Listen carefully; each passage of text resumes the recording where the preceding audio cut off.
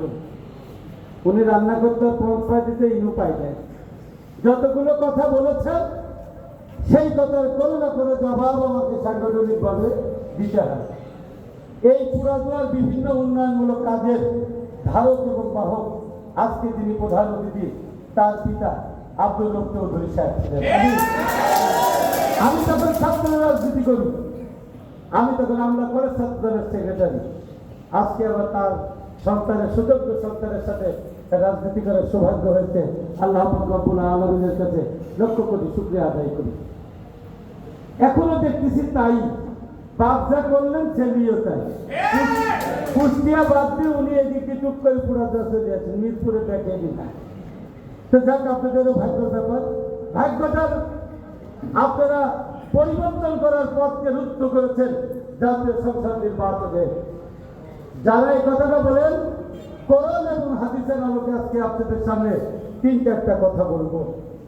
আখের জামানার নবী করিম সাল্লাল্লাহু আলাইহি ওয়াসাল্লাম নিজে ঘোষণা করেছেন 4700 লিখে নেবেন 23 নম্বর হাদিসে যে আপনি যোগ্য প্রতিনিধিত্ব তৈরি করেন এই সমাজকে প্রতিষ্ঠা করার জন্য। আমরা হারিয়েছি।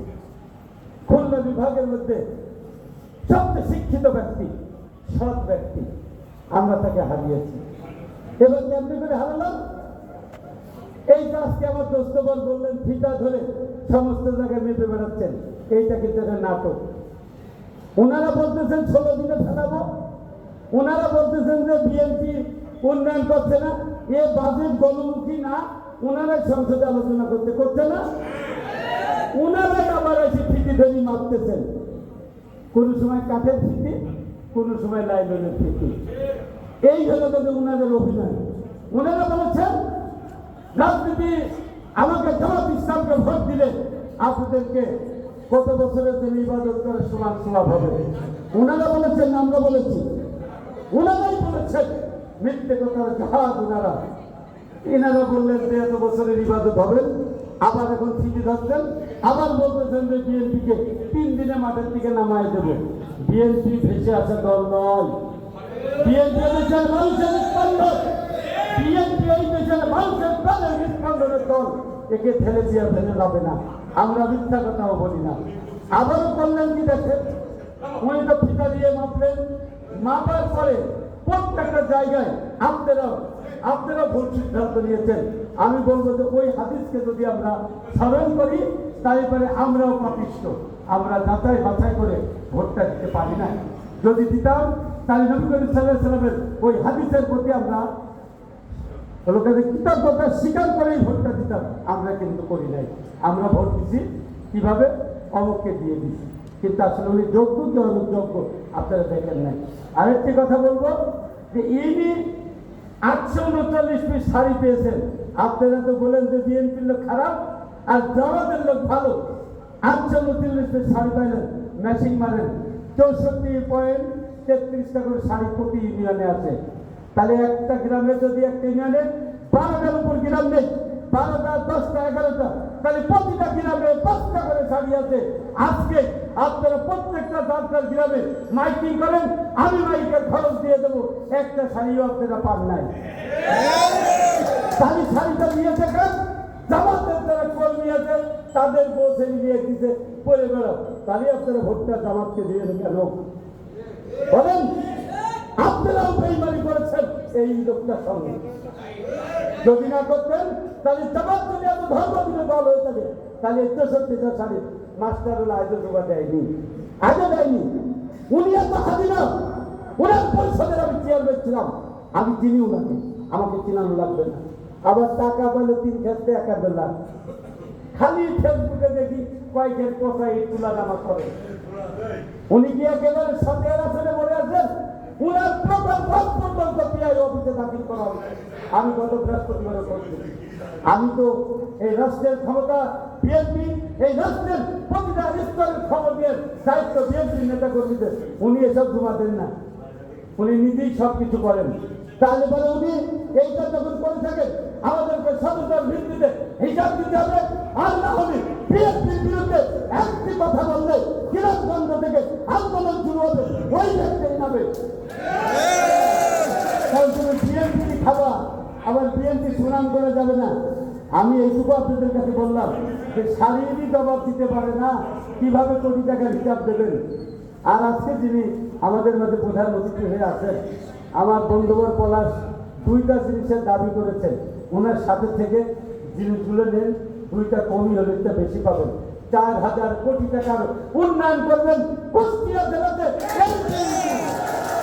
এটা জামাতের ফসল নয়। আর এই ফিটি ধরি মারতে গেলে আপনারা ঢাকা ধরিয়ে একটু মাইতে দেবেন। এসব মিথ্যা, মিথ্যা পাপের প্রতিষ্ঠা। এই মিথ্যাকে প্রতিষ্ঠিত করা যাবে না। মিথ্যাকে যদি আপনি প্রতিষ্ঠিত করেন তাহলে আপনিও মিথ্যাবাদীর সম পরিমাণ পাপের প্রতিষ্ঠিত হবে। আমি আপনাদেরকে হাদিসের ব্যাখ্যা দিয়ে বুঝাবো যে আপনারা ওই মিথ্যাকে যদি সাপোর্ট করেন, আপনারা ওই মিথ্যার পাপের পাপিষ্ঠ হবেন। পিতা ওনাদের ধরার দরকার নেই। আপনারা তো আমাদের 3 দিনে ফেলা এসেছে, আমরাই মানবো, আমরাই রাস্তা করব। সেই ক্ষেত্রে আমি আমার বন্ধুর সাথে একাত্মতা ঘোষণা করে গার্লস স্কুলের একটা হল রুম আমরা যাতে আগামী অর্থ বছরের এই টাইমে ওই হল রুমে মিটিং করতে পারি, এই আশার দাবি করে গেলাম। আর আমার একটা আলাদা দাবি থাকলো, এই কলেজে আমরা হলো 3 দিন প্রোগ্রাম করলাম। এখানে একটা ছোট্ট যদি এতো ওই যে ওপেন হাউসটা একটা পার্কের মতো একটা ছোট এরকম একটা 10-12 জন সিট দিয়ে যদি এখানে একটা মঞ্চ করা যায়, আমরা এই 2 বিল্ডিং এর মাঝে হয়তো মিটিং টিটিং করতে পারবো। স্কুল প্লেসেই এইগুলো হয়। প্রতিটা উন্নয়ন আপনারা লিস্ট করে দিবেন। যেমন 1 কিলোমিটার রাস্তা মেদিনীপুর থানাতে কাঁচা থাকবে না, থাকবে না, থাকবে না। প্রতিটা লিস্ট আপনি আমার নেতাকে দেন। আল্লাহ পাক রব্বুল আলামিনের ইশারায় এই মিরপুর ভেড়ামারা সোনালি করা যাবে। কিন্তু আপনারা আপনাদের দায়িত্ব পালন করেন না। আপনারা যদি দায়িত্ব পালন করতেন আজকে ওদের কিন্তু নির্বাচনে হাঁটতো না। যত কথাই আপনারা বলেন, সবাই বগলে ঈদ বেঁধেছে। এই ঈদটা কিন্তু সামনে সংসদ নির্বাচনে বাঁধার চেষ্টা করছে।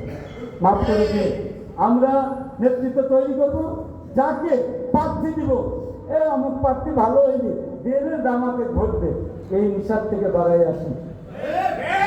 তারা এসে দল যদি কারা খোলাকে নমিনেশন দেয়, সেই লোককে জিতানো আপনার দলের থেকে নৈতিক দায়িত্ব।